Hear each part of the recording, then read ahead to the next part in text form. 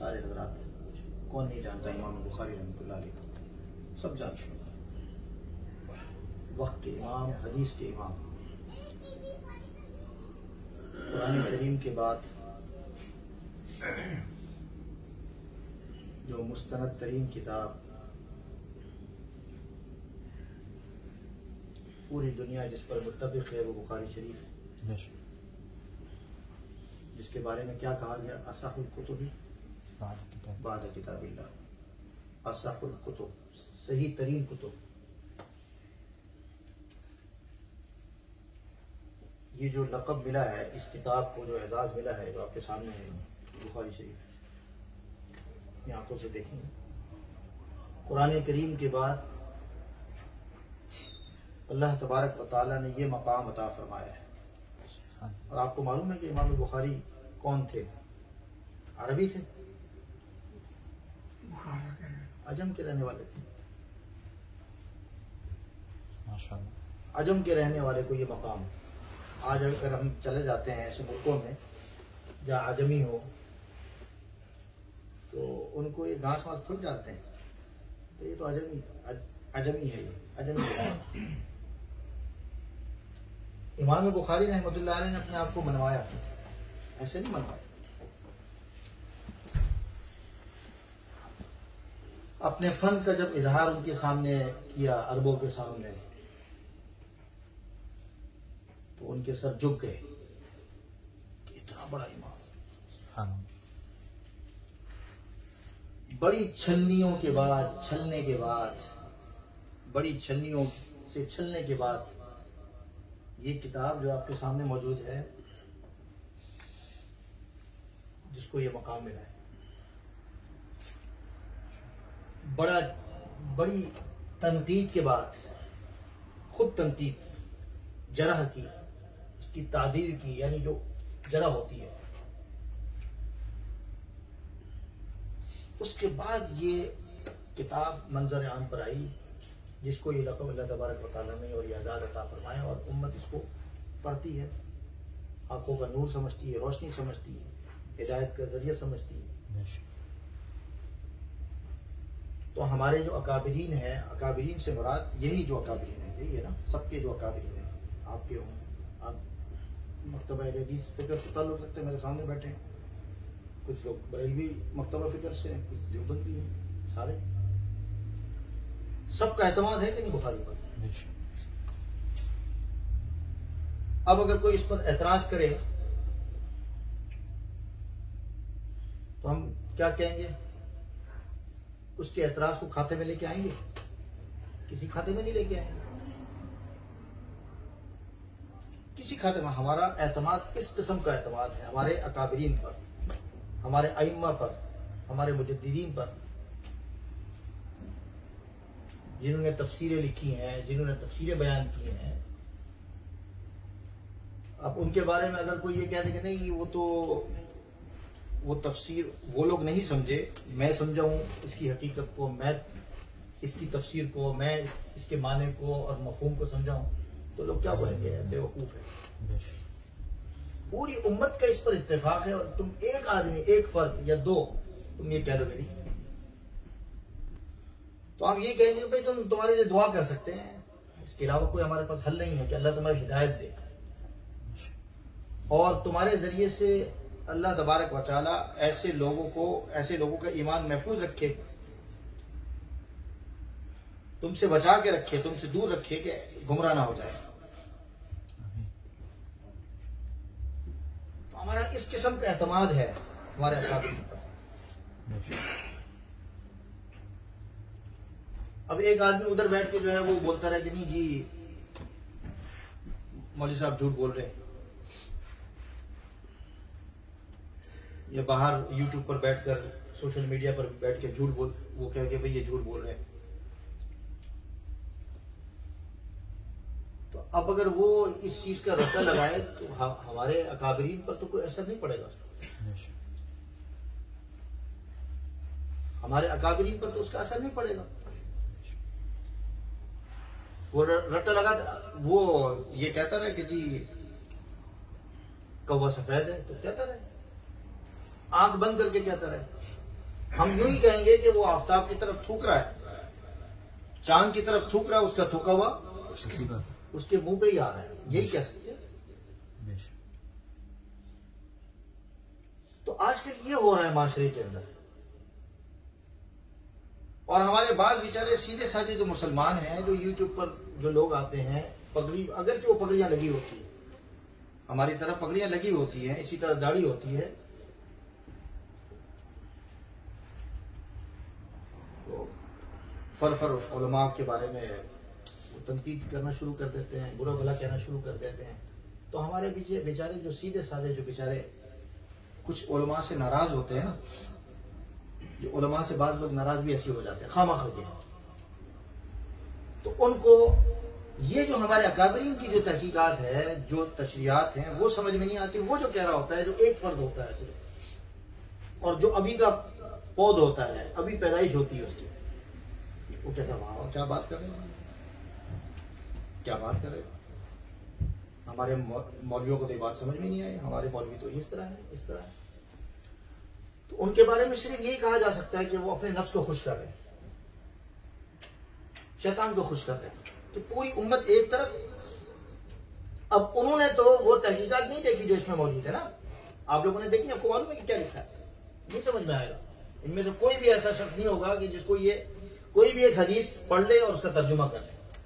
अब एक आदमी यूट्यूब पर बैठा हुआ है, तो उसने तो रट्टा लगाया हुआ है, तो वो तो बात जब करेगा तो वो सामने वाला कहेगा कि यार ये तो बात सही है, आमन्ना से डरता क्या रहता है ना, वो जहमत करता है, क्योंकि वो तो मौलवियों से नाराज है, उलमा से नाराज है। और वो जो बैठा वो उसका तो काम यही है कि उलमा से मुतनफिर करना, उलमा से दूर करना। तो ये जो मकाम जो मिलता है, ये एजाज जो मिलता है उम्मत के जो उलमा को, वो ऐसे नहीं मिला। इमाम बुखारी रहमतुल्लाह अलैह को जो एजाज जो मिला है, वो ऐसे नहीं मिला। आंख बंद करके इन हदीसों पर आप लोग अमल करते हैं, इमाम बुखारी रहमतुल्लाह अलैह की हदीस पर करते हैं कि नहीं? सारे करते हैं कि बुखारी शरीफ में ये बात लिखी है। अगर आपको ये कोई मौलवी साहब कोई कह दे कि इमाम बुखारी रहमतुल्लाह अलैह ने फरमाया है, तो आप आगे क्या कहेंगे? कोई सवाल करेंगे? आपका तो काम ही यही है। ये एजाज ऐसे नहीं मिला मेरे भाई, बड़ी मेहनतों के बाद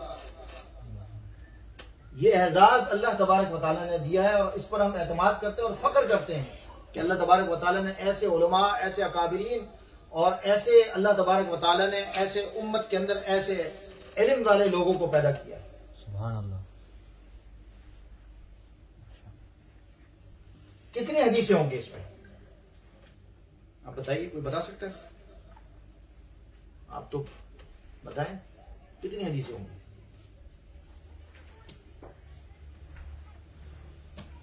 कोई बता सकता है? कंपाइल जो की है कितनी? 7,000 तकरीबन। और सिर्फ सिर्फ हजरत अबू हुरैरा रजी अल्लाह ताला, सिर्फ रजी अल्लाह ताला जो सहाबी है, उन्होंने तो 5,075 अहादीस तो हिफ्ज की थी, सिर्फ 5,000। और कई सहाबा ने कितनी हदीस, लेकिन इमाम बुखारी रहमतुल्लाह अलैह ने 7,000 तकरीबन इन हदीसों को कंपाइल किया, जमा किया। और हदीस को इस तरह नहीं हो कि मैं यहां आपसे ले लूं और इस तरह करके जो है वो जमा कर लूं और ऐसी उसको लिख दूं, ऐसा थोड़ी था, ऐसा निजाम थोड़ी था। एक एक हदीस के लिए काम का जमा करना पड़ता था। और जो देने वाला था, जो रिवायत जिनसे लेते थे, उसको ऐसे नहीं कि भाई फारिग, बिल्कुल उसकी एक एक चीज को देखते थे, परखते थे, हिसाब करते थे, उसके बाद फिर इस किताब में हदीस को शामिल करते थे। ये तो एक एंगल मैंने आपके सामने अर्ज किया है कि उन्होंने छलनियों से छला, उसको जरा किए, तनकीद की, सफाई की, और उसके बाद फिर इस किताब जमा हो गई। लेकिन हदीस को लेने से पहले, हदीस को शामिल करने से पहले ऐसा नहीं। इसको इस किताब में शामिल करने से पहले हमारे जैसे लोग तो अल्लाह माफ फरमाए कि कुरान भी आजकल जो ऐप आ गया तो उसमें बगैर वजू के पढ़ते हैं। कहते हैं जी वो उलमा ने जायज लिखा है, ठीक है, वो नूरानियत कैसे हो गया? वजू का एहतमाम करते थे। हर हदीस को शामिल करने से पहले 2 रकात नफिल पढ़ते थे। सुभान अल्लाह। अब हिसाब किताब करने वाले बैठे हैं, आगे इनसे पूछूंगा मैं, फिर ये बताएंगे कि कितने बनते हैं। अभी इनकी बारी आने वाली जवाब दे रहेगी। तो कितनी हदीसें हैं? 7000 हदीसें। अब 7000 को अब तकसीम कर लें तो 2 रकात हर हदीस को लिखने से पहले पहले पढ़ते थे तो कितनी बन गई जमाल भाई? 14,000। 14,000। 14,000। कितनी रकातें हो गई? 14,000। और सिजदे कितने हो गए? 28,000 सिजदे किए उन्होंने इस किताब को लिखने में। कितने? 28,000 सिजदे। और कितनी रकातें नमाजें पढ़ी हैं? 14,000 नमाजें सिर्फ इस हदीस को, इस किताब को जमा करने के लिए। और हमारा हाल देखना है। यह मकाम ऐसे नहीं मिला इस किताब को। मैं तो पता नहीं और बात करने वाला था, लेकिन ये जहन में आ गई, ये भी जरूरी है। हम आंख बंद करके उम्मत के सामने जो किताब का जो लक़ब मिला, असाहुल कुतुबी बाद किताबिल्लाह, किताबुल्लाह के बाद सबसे मुस्तनद तरीन किताब ये अल्लाह तबारक व तआला ने बुखारी शरीफ को दी है। लेकिन मैंने इशारा कर दिया कि सिर्फ बुखारी नहीं है, याद रखिए, और भी हदीसों की किताबें, और भी हदीसों की किताबें हैं जिसमें मुस्तनद तरीन हदीसें हैं। 7,000 हदीसें लिखने के लिए कितनी रकातें? 14,000। हालांकि ये सब कुछ हो गया, उसकी उस पर जरा भी हो गई, उस पर तनकीद भी हो गई, तादीब, सब कुछ होने के बाद फिर उसके बाद उन्होंने क्या किया? अपनी किताब को क्या किया? हदीस को क्या करते थे?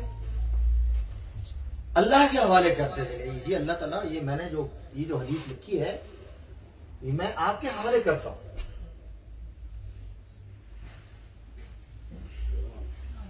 ये जो इमाम का जो लक़ब मिला, ये असल जो लक़ब मिलने की वजह और ये जो किताब का तो अल्लाह तबारक व तआला ने जो एजाज मिला है वो ये वजह थी। क्या वजह थी?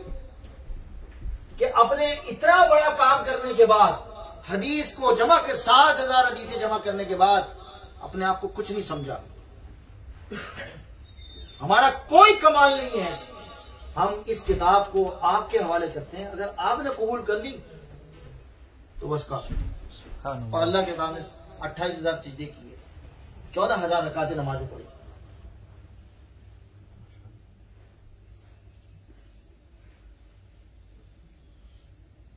तो आज जो लोग बैठ के जो बातें करते हैं, यूट्यूब पर बैठ के बात करते हैं, इधर बैठ के बात करते हैं कि भाई यार ये उलमा ऐसी फारिग हैं, उलमा ने कोई काम नहीं किया, ये मकाम हासिल किया। हमारे अकाबिरीन ने इल्मी काम को करने के बाद फिर अपने काम को अल्लाह के सामने पेश किया, जिसे कहते हैं रूहानियत। अपने काम को मनवाए रूहानियत के जरिए से, अल्लाह के सामने पेश करने की, यानी जैसे अल्लाह के सामने पेश किया, उसके बाद अल्लाह तबारक व तआला ने इस काम को कबूल। बात समझ में आ गई? तो अब अगर कोई शख्स ये कहे कि जी मैं बुखारी पर या आपके अकाबरीन पर नहीं मानता, तो हम क्या कहेंगे? हम तो कुछ नहीं कह सकते, हमारे पास तो कोई हल नहीं है इसका। और एक आदमी कहते कि भाई जी फलाना आदमी जो है वो झूठ बोलता है, तो वो बोलता है। हमारे पास तो सच्ची किताब मौजूद है और पूरी उम्मत का इत्तेफाक है। और इस तरह के लोग थे कि अल्लाह को अपने आप के हवाले करते थे, अल्लाह के सामने अपने आप को हवाले करते थे। कभी जी मैं आप, तो ऐसे लोग कभी झूठ बोलने वाले लोग होते हैं? ऐसे लोग झूठ नहीं बोलते। और हर बात को पेश करना किताबों से पेश करना, हवालों से पेश करना। अब मिसाल के तौर पर अगर आप कोई बात पेश कर रहे हैं, कोई तहकीक पेश कर रहे हैं और आप एतराज कर रहे हैं या कोई एतराज कर रहा है, तो हमारे अकाबरीन ने उसका जवाब भी दिया है, कुरान और सुन्नत से जवाब दिया है कि भाई ये जो आपने एतराज किया, और अभी से नहीं हो रहा, ये जो एतराजात का जो सिलसिला है बहुत जमाने से चला आ रहा है कि भाई ये हमारी किताबों पर, हमारे मुसल्लमा अकायद पर ये जो एतराजात हैं, ये तो पहले वजह क्या होती थी? दीन से दूर करना, दीन से मुतनफिर करना, मुनहरिफ करना, जो असल खालिस दीन है उससे दूर कर देना। तो पहले भी एतराजात के जवाब दिए गए, आज भी दे रहे हैं और आइंदा क़यामत तक हमारे लोग जो अकाबिर हैं, उलमा है, वो जवाब देते रहेंगे। जिस चीज पर एतराज होगा उसका जवाब देंगे, किताब और सुन्नत से जवाब देंगे। लेकिन अब ये कह देना कि जी वो जो बात की है फलाना ने झूठ बोला है। यूट्यूब पर एक शख्स है जिसने, हमारे पाकिस्तान के बहुत बड़े आलिम दीन हैं, उनका नाम है, आप सब जानते हैं, मुफ्ती तकी उस्मानी साहब, शेखुल इस्लाम। ये पिछले हफ्ते की बात है, एक वो बनाया, क्या कहते हैं, क्लिप बनाया, और क्लिप बनाने के बाद उस पर यह लिखा कि मुफ्ती तकी उस्मानी झूठ बोलते हैं। इससे 2 हफ्ते पहले मेरे बारे में ये वही शख्स ये कर चुका था। मैंने कहा चलो छोड़ो यार, मैं तो कुछ समझता ही नहीं उस शख्स को, कुछ समझता ही नहीं हूं मैं उस शख्स को, समझता ही नहीं हूं कि मतलब किसी खाते में नहीं लाता, तो अब मैं क्यों जवाब दूं? मैं तो उसका नाम लेना भी पसंद नहीं करता। मैंने जैसे कहा ना, एक आंख बंद करके अगर कोई शख्स क्या जी मैं, अब वो आदमी तकी उस्मानी साहब झूठ बोलते हैं, तो लोग मान लेंगे, ऐसे ही मान लेंगे। तुम्हारी इस बात कहने की वजह से लोग झूठ मान लेंगे।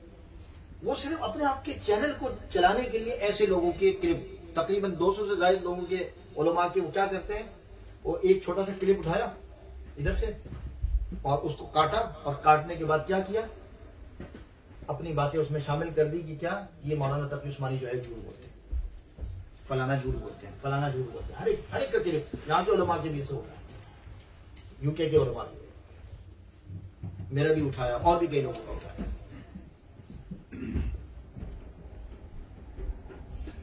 तो आज मैं आपके सामने, और ये जो चीज जा रही है उसके जरिए से मैं आपको हकीकत बताना चाहता हूं कि आया तकी उस्मानी साहब दामद बरकातुहू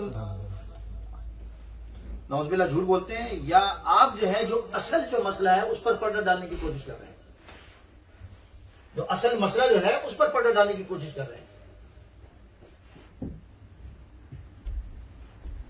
मुझे आपसे एक सवाल करना है, मुझे बताएं कि अगर कोई शख्स जहां खड़ा होके अगर कोई बदतमीजी करे, कोई तेज आवाज में बात करे, तो आप उसको अच्छा समझते हैं? मायूस समझते हैं, अच्छा नहीं समझते? अच्छा नहीं समझते ना कि यार माशरे में आदमी है, ये देखो ये क्या कर रहा है। तो इसी तरीके से अगर कोई शख्स इससे आगे अगर स्टेप पे चला जाए और वो गालियां गुरुश करने लग जाए, तो मुझे बताएं उसके बारे में क्या होगा? आप सब बोलेंगे यार ये बंदा बड़ा बदतहजीब और बड़ा बदतमीज आदमी है, बोलेंगे ना, यार गाली देता है। ये माशरे में जो रहने वाले जो लोग होते हैं उनमें भी ये चीज अच्छी नहीं समझी जाती, मायूब होती है कि यार गाली देना कोई भी हो अच्छा नहीं समझता। मैं मजहबी और जो नबी करीम सल्लल्लाहु अलैहि वसल्लम की जो हदीस है उससे हटकर एक बात मैं कर रहा हूं कि ये चीज अच्छी नहीं समझी जाती किसी भी तबके के अंदर, किसी भी मजहब के अंदर, किसी भी कौम के अंदर गाली देना कोई अच्छी बात नहीं होती। और फिर एक आदमी इमाम बने, इमाम, और इमाम बन के होकर अगर कोई गाली देना शुरू कर दे, मुझे बताएं तो आप उसके पीछे नमाज पढ़ेंगे? मुझे बताएं, आप बताएं ना, पढ़ेंगे नमाज कि इमाम गाली दे रहा है? और फिर इससे आगे बढ़े, एक शख्स नबी होने का दावा करे और वो कहते कि जी मैं क्या करें, वो गाली देना शुरू कर दे, और वो ये बहाने ये करे कि जी मैंने उसने गाली दी है तो उसके बदले में गाली दी है। फिर भी आप अच्छा समझेंगे इमाम या किसी ऐसे शख्स के बारे में जो नबी होने का दावा करे? और फिर और तो और इतना बड़ा जुल्म कि उस पर और पर्दा डालने के लिए नाउजुबिल्लाह क्या गया, हजरत अबू बकर सिद्दीक रज़ी अल्लाह तआला गाली देते थे। यानी ये इनका एक तरीका है, ऐसे शख्स पर पर्दा डालने के लिए जो मुस्तकिल जिसका काम ही ये हो कि गाली दे उसके ना मानने वालों को, और उसको जो है वो पर्दा डालने के लिए जी फलाना गाली देते हैं, तो फलाना गाली देते हैं, फलाना गाली देते हैं, और फिर अपने जो जिसको वो फॉलो करते हैं उसकी गालियों की तशरीह करते हैं, खुद तक करते हैं, हालांकि उसने तशरीह जो की है वो नहीं मानेंगे, उसने जो तशरीह की है अपनी गाली की या तर्जुमा किया उसको नहीं मानेंगे, बल्कि क्या करेंगे, ये खुद तशरीह करेंगे, और उसके लिए नाउजुबिल्लाह फिर ये कहेंगे जी नाउजुबिल्लाह कुरान में भी गाली आता है, यहां तक जाते हैं, इधर तक इतना दूर तक जाते हैं।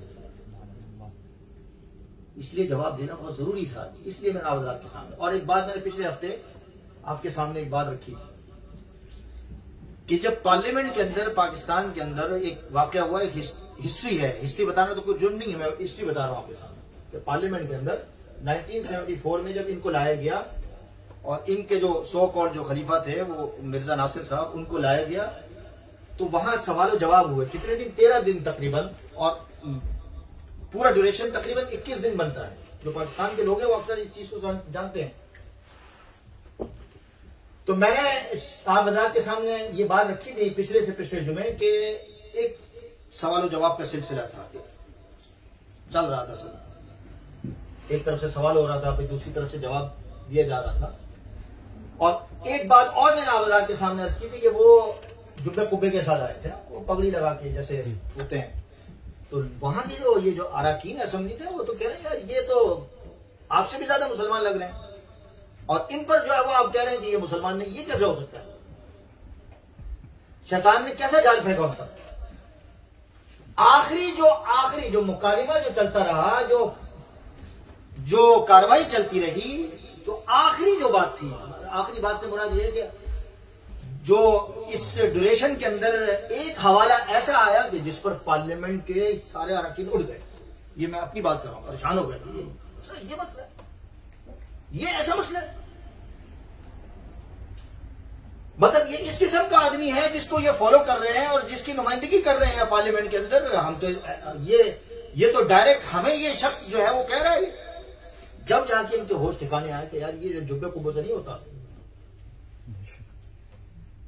ये सिर्फ सियासी मसला नहीं था। बाज लोग कहते थे ये सियासी मसला, मजहबी, खालिसतन मजहबी मसला था। वो अल्फाज कहते हैं मैं आपको बताना चाहता हूं, पढ़वाना चाहता हूं किसी शख्स की जो यहां के पढ़े, जिसकी अच्छी उर्दू हो, ताकि इसकी तशरीह मैं नहीं करूं, आप खुद करेंगे। मैंने आज बहुत सारी किताबें निकाली, चूंकि पहले कह दिया था कि भाई ये किताबें इतनी हैं, और ये सिर्फ इतनी किताबें नहीं है, हजारों किताबें हमारे पास वालिद साहब ने जमा की हैं, 100 साल पर मबनी तमाम की तमाम कुतुब, और उस पर जो किताबें लिखी गई हैं वो सब कुछ, सब सारा दिन यही काम होता है, इसको पढ़ते रहते हैं, उसमें से चीजें निकालते रहते हैं। अगर मैं सारी चीज आपके सामने निकालना शुरू कर दूं तो अभी 2, 3, 4 घंटे इसी में लग जाएंगे। अगरचे मैंने वो चीज पहले से निकाली दी है, लेकिन निशाना लगा के तैयार रखा हुआ है, ताकि देखने वाले देखें कि सिर्फ 1 नहीं, 2 नहीं, 3 नहीं, हजारों ऐसी चीज पेश की जा सकती है कि जो ये जो यूट्यूब पर पेश करने वाला जो शख्स है वो ये कह रहा है कि मुफ्ती तकी साहब क्या कह रहे हैं, नाउजुबिल्लाह झूठ बोल रहे हैं। अब कोई आ जाए मेरे सामने और वो पढ़े, कौन आएगा जिसकी उर्दू अच्छी है, जिसको पढ़ना कोई तकल्लुफ की बात नहीं है, आ जाए भाई, आ जाओ भाई, क्या हो गया, तुम पढ़ सकते हो, आ जाओ, आप पढ़ें, आ जाए, क्या भाई, ये हुई ना बात, ये मर्द वाली बात, तो क्या है। अब ये किताब है, देखें जी, ये इन्हीं की किताब है, क्या है ये रूहानी खजाइन जिसे बोलते हैं ये, और नीचे क्या लिखा हुआ है, मिर्जा गुलाम अहमद कादियानी, ठीक है, ये किताब है। अब इस किताब के अंदर एक हिस्सा है उस किताब का, जिस किताब में जो ये हवाला मौजूद है, वो किताब का नाम भी मैं आपके सामने पेश कर देता हूं ताकि आपके सामने ये चीज आ जाए। ये नजमुल हुदा, नजमुल हुदा, इसके अंदर 3-4 किताबें हैं, 1, 2, 3, 4, 5 किताबें हैं, ठीक है। ये चीज इतनी वाज़ेह कर दूं ताकि आपको पता चले ये मुख्तलिफ रिसाले हैं। इस किताब के अंदर वो हवाला मौजूद है जो पार्लियामेंट के अंदर जब ये पेश किया गया तो पार्लियामेंटेरियन पाकिस्तान के सब खड़े हो गए और कहा कि नहीं, अभी इनके बारे में फैसला करो, अभी फैसला करो। ये ऐसा नहीं हुआ। ये फैसला तो जब ये दावा किया गया उस वक्त मुसलमानों ने फैसला दे दिया था। ये पार्लियामेंट का मसला नहीं है, ये तो मुसलमानों का मसला है कि एक शख्स जो है इतना बड़ा दावा कर रहा है और उस शख्स की हालत ये है। वो जो हवाला पेश कर रहे हैं जनाब, वो हवाला भी मैं आपके सामने पेश कर देता हूं 1-2 मिनट के अंदर। मैं पूरी किताबें नहीं पेश करूंगा। वो हवाला जो पेश कर रहे हैं और उसकी जो तशरीह कर रहे हैं वो भी मैं आपके सामने पेश कर देता हूं। लेकिन सबसे पहले मैं ये जो साहब है इनसे बोलूंगा कि इसके क्या तशरीह करोगे भाई, इसका जवाब दो तुम मुझे। तुम्हारे अब्बे ने, तुम्हारे नाना दादा ने इसका जवाब नहीं दिया तो तुम क्या जवाब दोगे? और मैं खुद नहीं कर रहा, मैं खुद इसकी तशरीह नहीं कर रहा, मैं इसका जवाब नहीं दे रहा। मैं नहीं पढ़ूंगा उर्दू, बल्कि ये साहब क्या नाम है, आप पढ़े ये यहां से। दुश्मन हमारे बियाबानों के खंजीर हो गए और उनकी औरतें कुत्तियों से बढ़ गईं। एक दफा फिर पढ़ दें ताकि। दुश्मन हमारे बियाबानों के खंजीर हो गए और उनकी औरतें कुत्तियों से बढ़ गईं। आपको समझ में आ गया क्या इसकी तशरीह क्या करेंगे आप बताएं? कोई है तशरीह बनती है इसकी? नहीं कर सकते, ठीक है ना? अच्छा, अब आप ये देखें कि हवाला आपके सामने है, इसकी कोई तशरीह बनती है? मुझे बताएं कितनी बड़ी गाली है। दुनिया का कोई बड़ा से बड़ा मुखालिफ हो, मैंने आपके सामने अर्ज कर दिया कि उसको गाली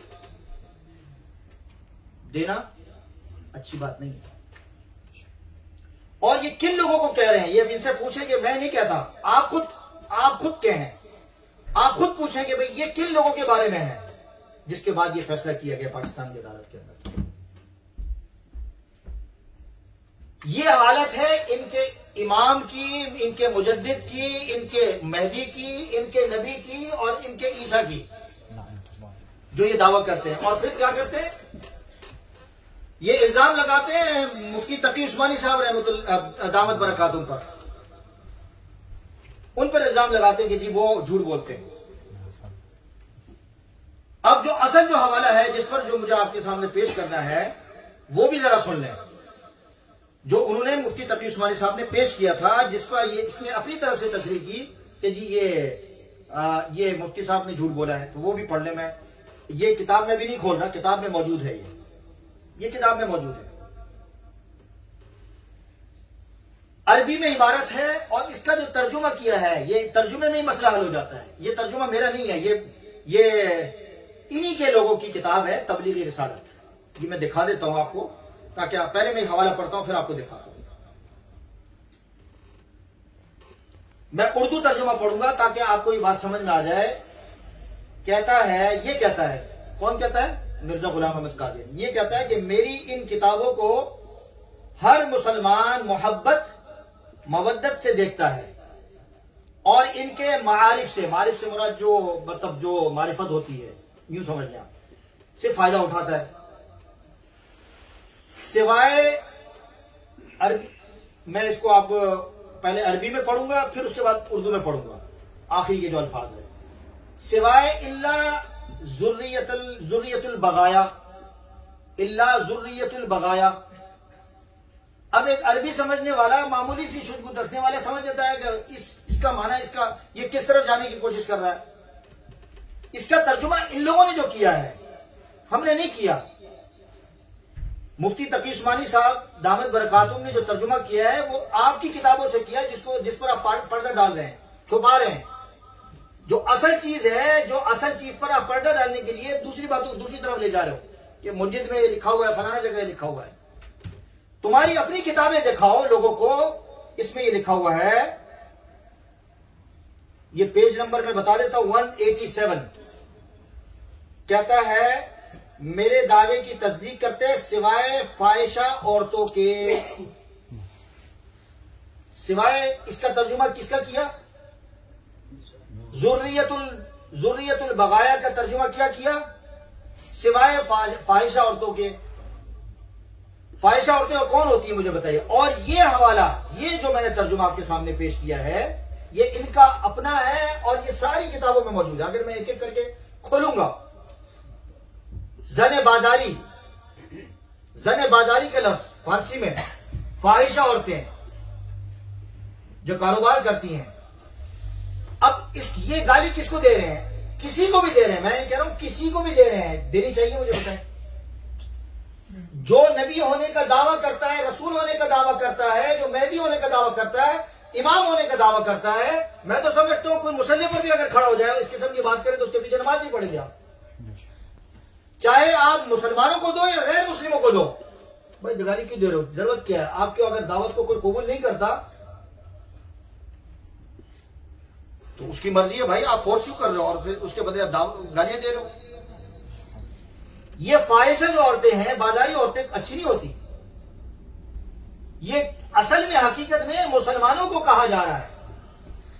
जैसे वो मैंने आपको खिंजीर का कहा, कुत्तियों से बढ़कर जो कहा, ये आप ये समझे कि इसकी मजीद तशरीह की है इसने गुस्से में कि जो मुसलमान मुझे मेरी किताबों को नहीं मानता वो ये है। और ये किताब इनकी मैं आपको बता देता हूं, इनकी अपनी है अत-तबलीग, इनकी इनकार नहीं कर सकते। इसके अलावा मैं जैसे अर्ज करूं जिसमें से मैंने पढ़ा है अत-तबलीग से, इसके अंदर ये सारे तर्जुमे जो मैंने किए हैं वो इसमें मौजूद है। अब अगर कोई शख्स आंख बंद करके ये कहना शुरू कर दे कि मुफ्ती तकी उस्मानी साहब ने झूठ बोला है या सोहेल बाबा झूठ बोलता है, तो वो बोलता रहे। मैं यही कहूंगा आखिर के अंदर कि वो चांद पर थूक रहा है, उसके मुंह पर आ रहा है। अल्लाह तबारक व तआला इन लोगों को हिदायत नसीब फरमाए। और आखिर के अंदर मैं यही कहूंगा कि आपको कोशिश ये करनी है जिस तरह इमाम बुखारी रहमतुल्लाह अलैह के हवाले से मैंने जैसे अर्ज किया है कि आप इतना तो कर सकते हैं। यहां सबक आप देखें इमाम बुखारी का, क्या हम कुछ भी कर लें लेकिन अगर अल्लाह ताला क्या मकबूल ना हो, कबूल ना हो, तो आप आगे मुसलमानों का ईमान नहीं बचा सकते। आप मुसलमानों का काम यह है, ये चीज हमारे जिम्मे है, उलमा के काम है कि उलमा जवाब देते रहे। लेकिन आपका काम यह है कि अल्लाह के सामने अपने लिए, अपनी औलाद के लिए, अपनी आने वाली नस्लों के लिए दुआ करें कि अल्लाह मेरा भी ईमान महफूज फरमा, मेरी औलादों का भी ईमान महफूज फरमा और मेरी आने वाली नस्लों का ईमान महफूज फरमा कि इस घड़े के अंदर निकले। वाह खुदा।